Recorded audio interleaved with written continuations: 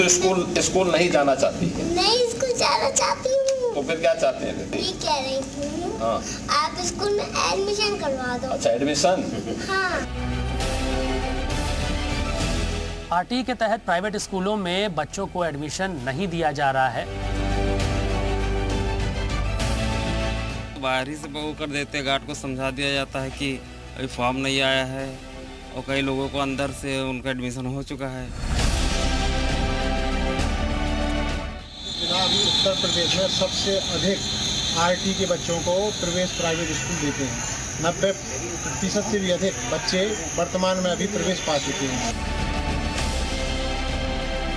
अभी तक 6,787 बच्चों का दाखिला हो गया है। सीटें भर नहीं पा रही हैं, तब अभिभावकों की भी चिंता है और इसके साथ ही प्राइवेट विद्यालयों की लापरवाही और हीला हवाली भी सामने आ रही है।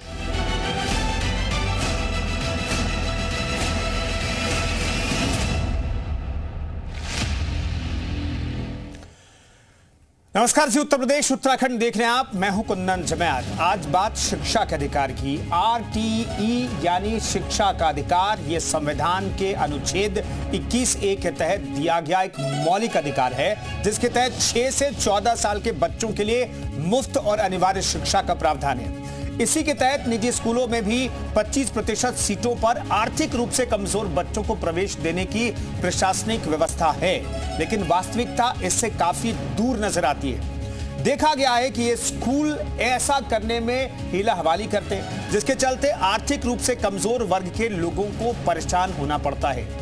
वाची को तो सीएम योगी के निर्देश के बाद एक बड़े स्कूल में एडमिशन मिल गया, लेकिन बाकी बच्चों का क्या? धरातल पर कैसे हालात, देखेंगे जी उत्तर प्रदेश उत्तराखंड की इस खास रिपोर्ट। आरटीई के तहत प्राइवेट स्कूलों में बच्चों को एडमिशन नहीं दिया जा रहा है।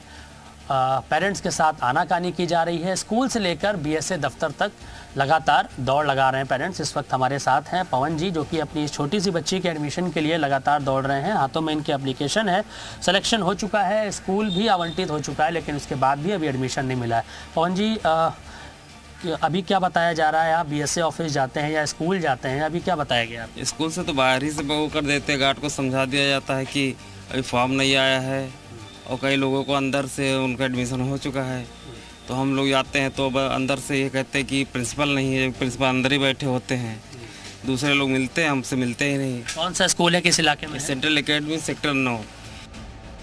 लखनऊ के इस्माइलगंज के दिनेश राजपूत हमारे साथ हैं, जो अपनी बच्ची के लिए लगातार दौड़ लगा रहे हैं, लेकिन इनको भी एडमिशन नहीं मिल रहा है।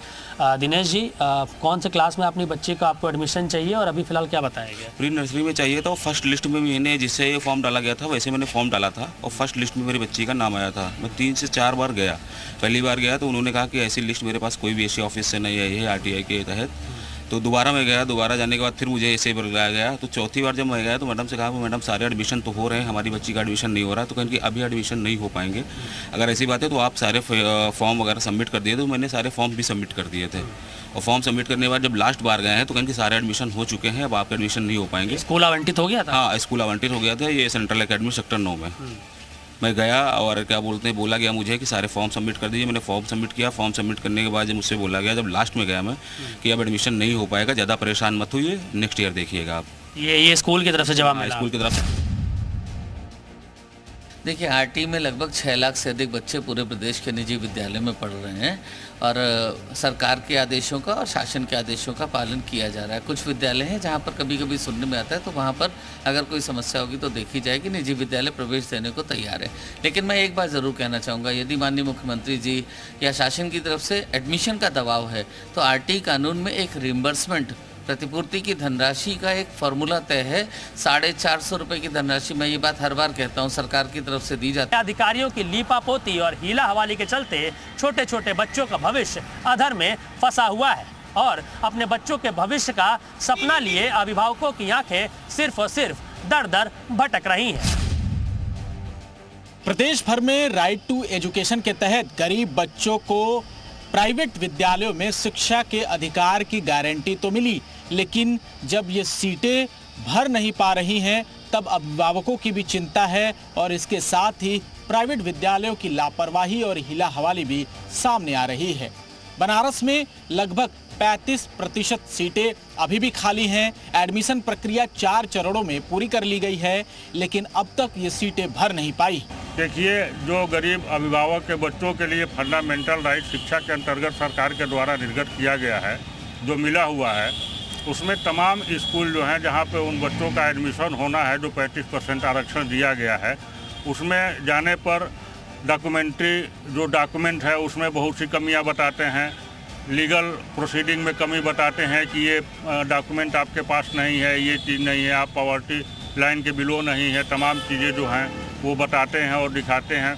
देखिए, जो यहाँ के प्राइवेट कॉलेज हैं या यूपी के या पूरे देश के जो प्राइवेट कॉलेज हैं, उनको सिर्फ और सिर्फ उनका उद्देश्य रहता है पैसा कमाना, पैसा बनाना। उनको सर्विस से देश में जो कानून है वो उससे उनको कोई मतलब नहीं होता है। तो सरकार ने इसको कक्षा 8 तक फंडामेंटल राइट बना दिया है और उनको अनिवार्य शिक्षा के तौर पे उन गरीब अभिभावकों के बच्चों का एडमिशन लेना ही लेना है। मैक्सिमम आवेदन यहाँ पे होते हैं और आवंटन भी हुआ है, जिसके अगेंस्ट अभी तक 6,787 बच्चों का दाखिला हो गया है। जिनका अभी दाखिला नहीं हो पाया है उसके कई कारण हैं, जिनको हम लोगों ने एक बच्चेवार मंगवाया है। उसमें जैसे एक तो है कि ऑलरेडी बच्चा कहीं पे इनरोल्ड था, पहले से इनरोल्ड होने पे एक पैन नंबर जनरेट हो जाता है, तो फिर वो बच्चा दूसरे किसी अन्य विद्यालय में अगर अभिभावक उस तथ्य को छिपा करके एडमिशन कराना चाहता है तो वो नहीं हो पाता है। जिला विद्यालय निरीक्षक यानी जो इस वक्त बीएसए के प्रभार में है, उनका कहना है कि विद्यालय सेलेक्ट करने की प्रक्रिया, इसके साथ ही जो दूरी होती है और अभिभावकों को सहूलियत, हलफनामे में गड़बड़ी, ये तमाम ऐसी दिक्कतें होती हैं जिसके चलते एडमिशन लेने में जो सीटें हैं वो रिक्त हो रही हैं। लेकिन प्राइवेट विद्यालयों की भी इसमें हीला हवाली सामने आ रही है। इस वक्त मैं फिरोज़ाबाद के सबसे बड़े स्कूल कहा जाए DPS Delhi public school Firozabad में हूँ। मैं कैमरामैन से कहूँगा कि ये वो बसें हैं जहाँ वो गरीब बच्चे जो राइट टू एजुकेशन का अधिकार जिनको मिल रहा है और सरकार की तरफ से जिनको एडमिशन इन स्कूलों, बड़े स्कूलों में, प्राइवेट स्कूलों में जो दिलवाए जा रहे हैं, हम इस बिल्डिंग के अंदर चलेंगे और जहाँ वो बच्चे अब उन बच्चों के साथ कदम से कदम मिलाकर एजुकेशन लेंगे। जो सरकार की मंशा है कि सभी बच्चों को उसके अधिकार जो है, शिक्षा का अधिकार जो है वो पूरा का पूरा मिलना चाहिए। तो हम देखते हैं कि आखिर वो रूम कौन से हैं जहां वो बच्चे आएंगे और शिक्षा का अधिकार जो है उसे वो ग्रहण करेंगे। ये जो सारी क्लासें आप देख रहे हैं, यहाँ वो बच्चे अब आएंगे और बैठते हैं और शिक्षा जो है वो लेते हैं। जैसे आपने देखा ये रूम है, ये वही रूम है जहाँ पर वो बच्चे 1 जुलाई से आएंगे और उसके बाद वो यहाँ शिक्षा ग्रहण करेंगे। राइट टू एजुकेशन एक ऐसी पॉलिसी है जिस पॉलिसी के तहत शिक्षक एक पूर्णता प्राप्त करती है। हमारे स्कूल के अंदर राइट टू एजुकेशन के थ्रू एडमिशन 2020-21 सेशन से हमें मिलने शुरू हुए।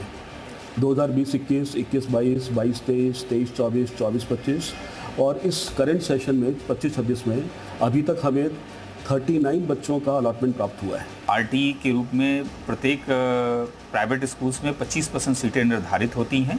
उसी के क्रम में जनपद में लगभग मैं आपको बता दूं कि 4,348 बच्चे लगभग इस बार के चारों लॉटरी में एलिजिबल पाए गए थे, जिसके क्रम में 4,040 एडमिशन सक्सेसफुली करा दिए गए। लगभग 93% एडमिशन्स हम लोगों ने करा लिए हैं। सरकार की मंशा है कि सभी बच्चों को शिक्षा का अधिकार जो है वो मिलना चाहिए और एक अच्छी एजुकेशन से कोई भी बच्चा महफूज न रहे, ये सरकार की प्राथमिकता है। और शायद यही वजह है कि अब ये दिल्ली पब्लिक स्कूल में भी उन बच्चों को अधिकार मिला है और उन्हें एजुकेशन लेने का पूरा अधिकार यहाँ है। सारे लोग उनके साथ बिहेव में रहेंगे और उनको अच्छी शिक्षा देने की कोशिश करेंगे। अब देखना यह होगा कि आखिर सरकार की ये जो कोशिश है वो कितना रंग लाती है। शिक्षा का अधिकार के अधिनियम के तहत हर बच्चे को पढ़ने का अधिकार है। वहीं गरीब बच्चों की बात करें तो गरीब बच्चे जो गरीबी रेखा से नीचे हैं, उनके शिक्षा में एडमिशन लेने में कहीं ना कहीं स्कूल आनाकानी करते हैं। हमारे साथ प्राइवेट स्कूल एसोसिएशन के महामंत्री हैं, उनसे वार्तालाप करते हैं कि जिले में ललितपुर जिले की बात करें तो वहाँ क्या हालात हैं। ये क्या नाम है आपका? मैं ध्रुव साहू हूँ, प्राइवेट स्कूल मैनेजमेंट एसोसिएशन का महामंत्री। ध्रुव जी, अगर बात करें ललितपुर की तो गरीबी रेखा से नीचे के बच्चों को लेकर लगभग कितने प्रतिशत बच्चों का एडमिशन हुआ है और किस तरह से क्या व्यवस्थाएं हैं? देखिए, ललितपुर जिला अभी उत्तर प्रदेश में सबसे अधिक आरटी के बच्चों को प्रवेश प्राइवेट स्कूल देते हैं। 90% से भी अधिक बच्चे वर्तमान में अभी प्रवेश पा चुके हैं और प्राइवेट स्कूल जो हैं वो 100% नामांकन शासन की अनुशंसा के अनुरूप भी करते हैं। कुछ बच्चे ऐसे रह जाते हैं, कभी कभी स्कूल दूरी के कारण हो जाता है या फिर रिकॉन्टैक्ट नहीं हो पाता उनके माध्यम से, तो वो बच्चे छूट जाते हैं। उत्तर प्रदेश सरकार शिक्षा के क्षेत्र में निस्संदेह अच्छे कार्य कर रही है और हमारा तो बुंदेलखंड उत्तर प्रदेश का लास्ट छोर पे है ललितपुर जिला। यहाँ बड़ी खुशी की बात हुई कि यहाँ शिक्षा के प्रति लोगों में जागरूकता आई है, क्रांति आई है।